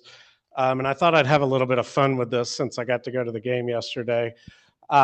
So we're going to talk a little bit about game dynamics as a theme here. So over the past 5 years, obviously, a lot has happened. I've included this tagline at the top: the only certainty is uncertainty. In a lot of ways, that is true. I mean, you see the big dip there. Nobody wants to talk about it or remember it, but in 2020, we had COVID hit and everything shut down, right? And then the rest of that spring, summer, we were all just kind of hanging out. Maybe we're stuck in our house. We're trying to figure out how do we, move forward. Economic developers were put under a ton of pressure to help, bail the water out of the boat, right? Try to help the community businesses understand how to apply for different programs and different things. But slowly and a little bit surely, maybe, we started to see a little bit of recovery in terms of activity. And then not long after, maybe a year later, we started to see not only the stimulus activities that were going on, but new investment. The infrastructure bill began to pass. And so then we started to see a ton of investment in new industries, in new projects that were going to support industries. And you know what? That got industrial users pretty excited. Hey, maybe there's some funds or some programs that could benefit me that I could support, validate some of these other public infrastructure projects. And so we saw an upward slope. And then Q1 22, everyone's talking about it. What's gonna happen? There's this new legislation. It's a big deal. There's a lot of anticipation. And then we got the IRA and the CHIPS Act. So that year in 22, this was hugely impactful. The Inflation Reduction Act, the credits and the programs that were involved with that, the CHIPS Act for semiconductors and that supply chain just supercharged all sorts of industrial development. And a lot of it was in traditional industrial development, but a lot of it was in new technology, green initiatives, energy savings initiatives, et cetera. And so we were cruising along. We were going like crazy in site selection, and you guys were too. This is the period, if you were in economic development, where RFI fatigue began to be a real common term because you were having so many projects. But somewhere around the beginning of Q1 23, we started to see the peak of that. Most of these large battery manufacturing electric vehicle projects had already announced or were about to announce. And even some of them were, kind of holding off, saying, okay, maybe we should move forward or not. And then that kind of continued during 2023.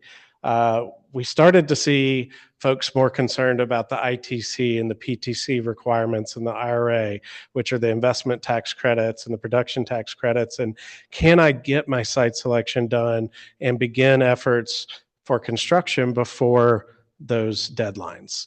And then as we started moving through that year, going into 24, I'm in South Carolina, so we're first in the South in the election primary. So I don't know when y'all start seeing those signs pop up, but we get a full 2 years of presidential election.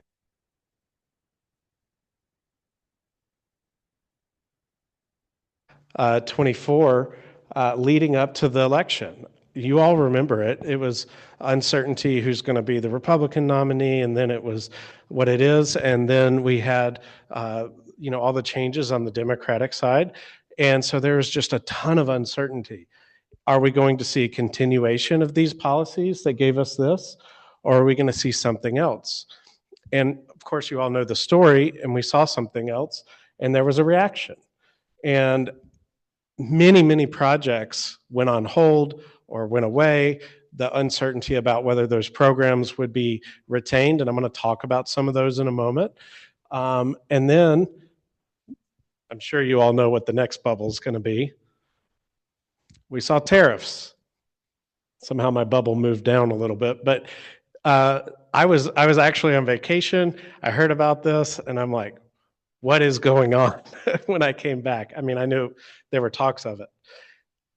Massive uncertainty again. This is impacting domestic and international. How are we going to restructure things? And so then throughout the Q2 and even into parts of Q3, everyone's wondering, like, oh gosh, is everything going to shut down? We had huge boycotts from European countries, even at Select USA, which is a national level economic development summit. And so there was just all this lashing back, and people were, companies were saying, I'm not going to invest. I don't know what it's going to look like in 3 months, much less 2 years when I have this project ready to go.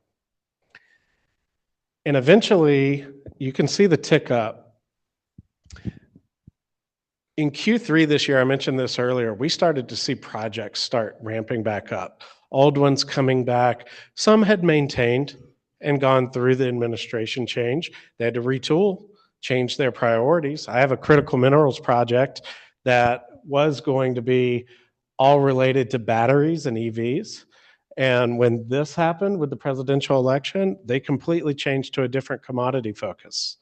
They're focused on steel and defense. But the project's still going. But that's not the norm. So the question is, are we going to see some return to normalization in project activity? And what's kind of keeping this from growing or continuing to grow? The big thing, and I think unless there was an announcement, the cost of capital continues. Yeah, it's gone down twice this fall, but that even lags to commercial rates. But are we ever going to see the cost of capital as low as we did, in 2019? Probably not, but we would expect it to drop a little bit. Obviously, 50 basis points so far. Then there's the question of, are tariffs stabilizing a little bit? Whether you like them or not, they have been used in the past, and if it is going to be used going forward, knowing the rates help. And that's the big question. Are these going to move around? And then, are we going to have an AI bubble? Everyone's talking about AI bubbles. And obviously, that's tied with data center investment and market cap. I think NVIDIA is 7% of the S&P 500 right now, which is insane.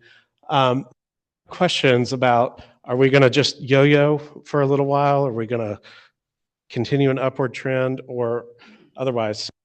Another way of looking at this by project type. So one thing I will say, food and beverage has been consistent through all of this. Yeah, it goes up and down a little bit, but people need to eat. And so there's been consistent food and beverage investment in projects in our deal flow throughout this entire period. For a little while, when everyone was stuck at home and ordering online, we saw a huge restructuring of e-commerce. Of course, this continues, but up until about 23, that's when we saw the huge influx of investment, last mile type development. Moving up the line here, construction materials, we saw a big boom, and we had restrictions in the number of materials that we did have. People were moving all over the country, et cetera, et cetera. Of course, this continues, but we're not seeing it at the same level that we did before. We actually have a couple of construction projects right now, but we're just not seeing the same deal flow.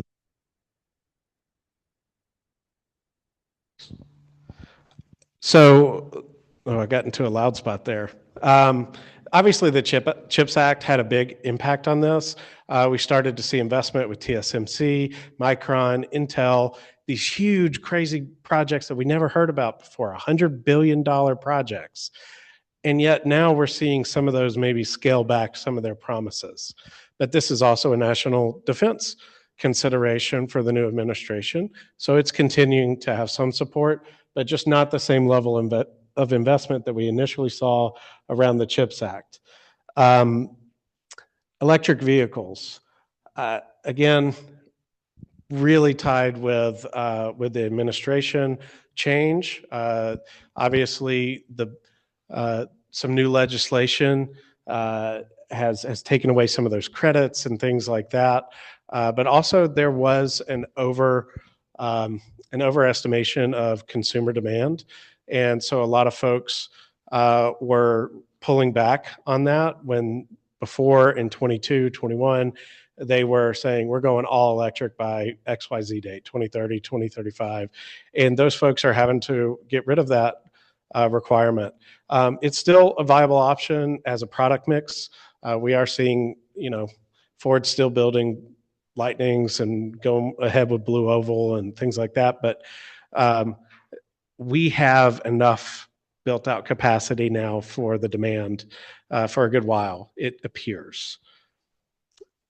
And general manufacturing in terms of reshoring and risk diversification, again, this is more about the reshoring and risk diversification. I think everything was moving back during COVID. Hey, we've got these supply chains that could be really affected when we can't get our product in from Asia, and there are not enough cargo ships or containers to get it here. So we need to locate some of that. But now we're seeing it also because of tariffs. And let's be honest, some tariffs were happening in the prior administration, just not to the extent that this is. So for example, steel tariffs on Mexico in the last administration, we were already seeing projects wanting to relocate out of Mexico because those were jumping up to 25+%.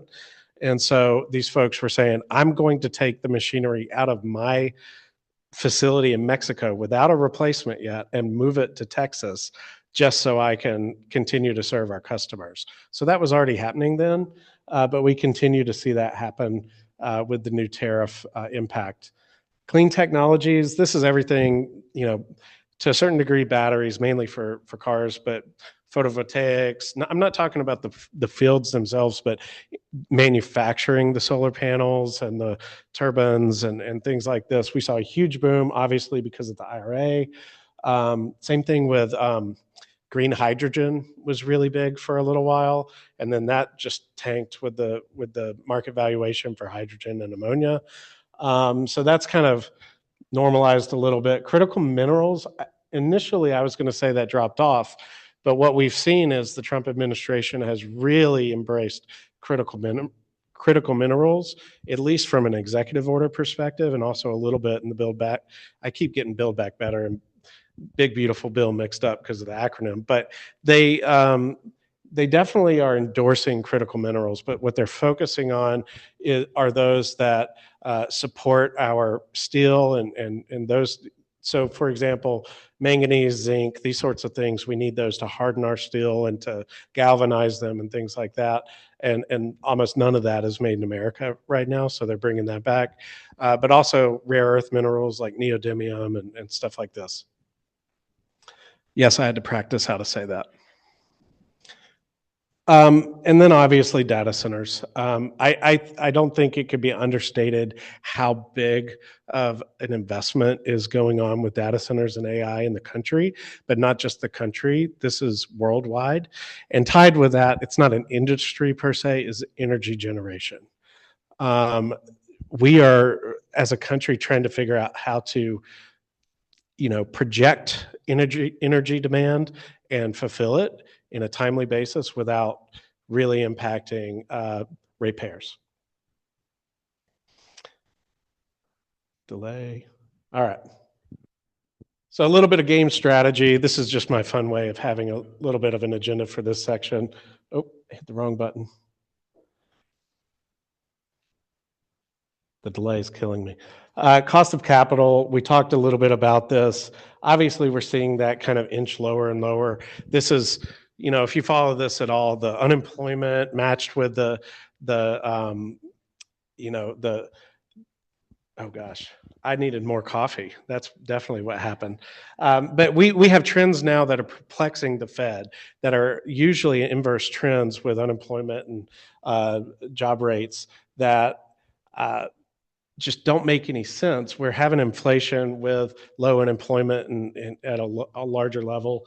And so they didn't know what to do for so long. They held off, and now they're being somewhat conservative. JP Morgan at the end of the summer said, hey, we're going to have 4 more rate decreases by the end of the year. Obviously, we've had 2.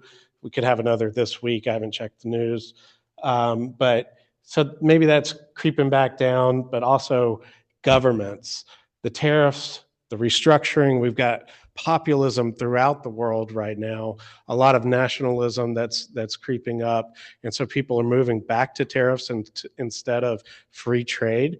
And so we don't know what that's going to look like, especially in a world of automation and AI impacting manufacturing. So we might bring business back, but we're not getting potentially the same impact in terms of jobs that we would want. I'll also focus on this American-made requirement. This actually happened under the Biden administration, and we would expect Trump to continue a lot of this. This is a series of policies. If you ever bought something that said made in America, that's actually regulated by the FTC. It doesn't require it to be made. It's just if you're going to promote it, that's how you do that. But there are a couple of acts that really influence that you need to buy or make your material in America, or a certain percentage of it, to qualify for those programs, i.e. government procurement or government loans and grants.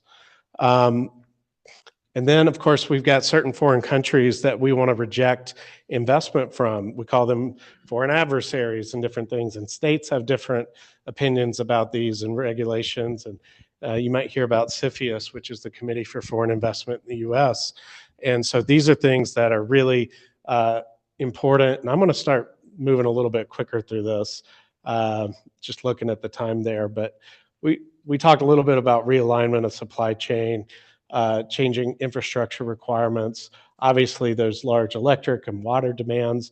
I would contend that water is going to be the next big limited resource. Even though it's renewable, it's scarce. In a lot of areas, it's tough to find and to allocate in large loads. And then I just had some fun ways of saying this last little bit. Workforce availability. We might need to bring the practice squad out, right? These guys are going to need to be retrained. We're having new industry, new technology deployed in manufacturing. And so maybe you've been in industry for 30 years and you either need to change companies because of whatever reason, and you're going to need some retraining. Maybe you're needing a new playbook there. And so we're seeing a lot of that. I have a stat, I don't know if we're going to get to it, about how many people that made a career change in the last couple of years had to go through retraining. It was a different career for them. Housing costs, it's a good thing if you don't need a new stadium, right? I bought my house in 2020. Now it's crazy. The housing costs, the availability, it's unbelievable. I don't know how Buffalo is doing it, but they're getting a new home, and that's expensive for everybody. Here's the cost of capital over that same time period. Obviously, see, it's dropped a little bit, but big gap to where it was. This is impactful because companies are looking at this. They're looking at what their rates are going to be, what they're willing to invest, what risk they're willing to tolerate, and so that gets tighter.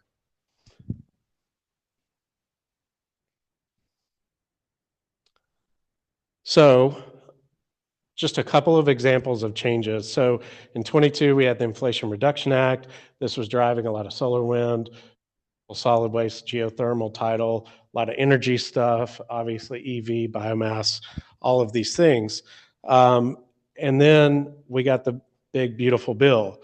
And this basically cut the legs out of all of that, canceled the credits, et cetera, completely changed the priorities. There's a lot of priorities on energy independence, not having to rely on anybody else. And so that's why we're seeing a lot more investment in natural gas and some of these other things as well. Another example that's kind of more of a hyper focus is the DOE Loan Program Office. This is where you saw a lot of investment for those startup companies that were making graphite or making a new battery technology or whatever. You even saw Tesla and Ford and these sorts of folks getting big grants for their projects. And now that's been rebranded into the Department of Energy Office of Engineering Dominance Financing. And so again, structured to support the Big Beautiful Bill Act.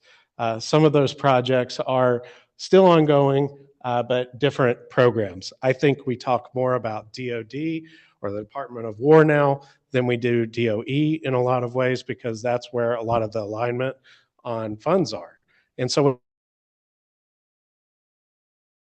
a lot more supporting that sort of thing. You still see some investment in those traditional spaces, but there's more interest even in ammonia and hydrogen in traditional steam methane reforming than you do electrolysis. So corporate sustainability. I don't know why my image isn't coming up here, but only 16% of the world's 2,000 largest companies are on track to meet their net zero targets. I don't know why the image isn't coming up, but it'll be there for you to look at in the future. It's not that they aren't making progress, it's just they're not on track. And so is it sidelined? Are they saying, you know what, this administration is going to be a blip and then we'll go back to it? What is that? We don't know, but certainly I'm not seeing so much about it. A lot of the year-end reports are not showing as much about green energy or DEI or anything like this. We're seeing a different response in the corporate financials. Obviously, tariffs. This is just a brief little impact of, in 1900, we were up around 30% tariffs. So we've been here before. It dropped, during World War I, came back up even through World War II, got up to about 20% around that time, and began to drop after that, and continued to drop until this year. And we went from near zero back up to where we were 125 years ago. And the question is, what impact is that going to have? And nobody really, really knows. To be frank, a lot of the folks that even are still showing negative growth are impressed that we are collecting as much as we are. And so I'm not here to make any attribution of what it will be or what you should support or otherwise. But what we have seen is year over year, an increase from 79 million to 205 million collected on revenue, or billion collected in revenues. And will probably be, based on this trend, up at, 215, 220 by the end of the year. So we are collecting more on that. But what does that mean? What are the projections? And this is the Tax Foundation. You can go to their website, and they've got a really great breakdown of tariffs. There's a lot here, but what I'm going to highlight is they're expecting a 2% reduction in long-run GDP. And they have it broken down by industry and relative to each program and country. But what we're really seeing, so for example, in steel and aluminum, this is equivalent of 27,000 hours of work. So we're seeing, we would expect by reading this, a reduction in potential jobs. So these are estimates. They're showing a reduction in jobs and higher costs for goods, but they haven't been playing out that long. So the story is still being written. Biggest unknown is whether the tariffs will stick around, or if they'll go down, or if they'll go away. So there are a lot of folks that are just kind of holding investment to say, is this a short-term thing? But if it is long-term, if it is stable, if we know the rate, companies, the market is resilient generally. And if you know the rules, you'll make decisions based on those rules. I'm going to have to pick it up. Data centers, these are some really high-level numbers here, but what I want to call out is the demand. This is actually old data. The demand in 23 was showing by the end of the decade, or 28, we were going to see up to 12% of the country's electric demand would be coming from data centers. And in talking with folks recently in the industry, it's probably on that upper end. And so this underscores the need for additional investment. I'm going to kind of gloss over some of that. And this one, you've seen something similar to this. I gave a talk to an energy association recently, and this is my point. Availability of electricity has now become the number one priority when it comes to utility, well above the cost, the reliability, and then way above the renewable content. 3 years ago, this was inverted to a certain degree. We were talking about renewable energy credits and generation mix and all these different things. And so I just wanted to point that out. That's what we are seeing. Not every project needs that much, but it will cause a strain on other projects. Just going through this, workforce, we're seeing a huge gap of workers. Bloomberg is estimating that by 2030, we're going to be 6 million in a 6 million worker deficit. 3.8 of those by 2033 are in manufacturing alone. So this may be impacted somewhat by AI and the adoption there. We don't know there, and automation that might take some of the strain off. But if we're bringing all this back and we already have a gap, there are some misalignments there, and if we'll be able to do it at the scale that we're talking about. Moreover, the new jobs require digital skills. Now, some of these are simple. Can we use Office and Outlook and that sort of thing? But also, upskilling is becoming more and more necessary because we're using systems in our factories that require you to put in production logs and to manage these machines. It's, you know, the CNC level skill that those operators need to have is not as much of an outlier anymore in terms of technical skill required to work in some of these plants. It's becoming more normal. The reporting is required. Let's see if I can get this to come. Here's that note I was going to tell you about. 64% of workers who switched jobs between 22 and 24 changed careers and needed some sort of upskilling. Here's just another example. AI in manufacturing. I kind of got tired of everyone talking about AI and it's going to impact site selection and manufacturing with no examples. I think I've seen the most examples in supply chain optimization. These systems are really being used by engineers to optimize that, but also predictive maintenance, actually reading those reports and running, okay, this is when we're going to have to change this out. Maybe it's tracking above or after when we thought quality assurance, order management, cobots. If you've ever been to an Amazon facility, all these carts running around with the boxes on top, that's just the beginning. They're actually working on humanoid robots that are going to be deployed in the next 5 years into workspaces. Streamline, and I can't believe I said that. Like, that is reality, but it's still weird. It's like the Jetsons. Streamline paperwork, new product development, obviously. Oh, I don't want to skip through that one. This is the housing shortage in the US by state. Red is bad. 4.5 million home shortage in the US, according to the US Chamber. And just watch how this changes. Red is where everybody's moving to, blue is where they're moving from. And then you've got the middle ground. So Wisconsin, you're up 5. Where I'm from, up 5 or more. I keep telling people we're full. They don't listen. They keep coming. So what's happening is domestic migration is causing, even if we didn't have a housing shortage, we would have shortage locally where people are moving. And so we're also seeing, obviously, crazy rates for homes. I'm happy to come back to any of this if we have time and questions, but we're also seeing rates for rental skyrocket. So specifically, rent has increased 10 to 60% since 2020.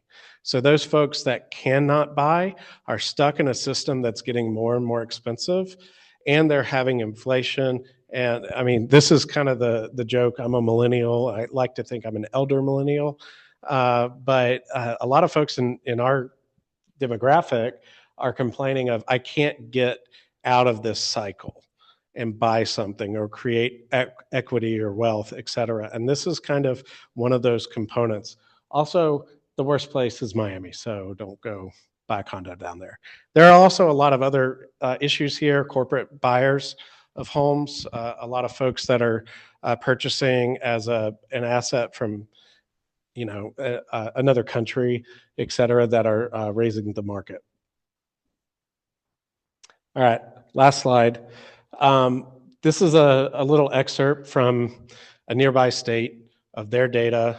And the reason that is, we got to plug a couple holes on some data for Wisconsin, then we'll get that ready. But we're using this data to help a community understand, okay, what would be impactful for you? And earlier I was talking about how many projects, what's the activity in that space? So you can see here, battery, only 30 projects in the last couple of years. BioLife or biopharma life science, closer to 300, food and bev, 643. So much more active market here. This is how you begin to overlay the data for these industries to say, is this aligned with our goals and the level of investment we need to make to be competitive on a site? So I'm not showing you all the sausage, how it's made here, but this is just an example of the level of detail that you can get into and using how many jobs are in a project, what's the average wage, what's the capital investment, and then using some evaluation on this side to understand the competitiveness in terms of impact and that list. So this was specific to another community, but just wanted to give you a sense of the level of detail that other communities are going to understand what they should be focusing on. I believe that was my last slide. Yeah. So I really appreciate you all sticking around and listening. If we have time, I'm happy to answer any questions. So happy to open that up at this time.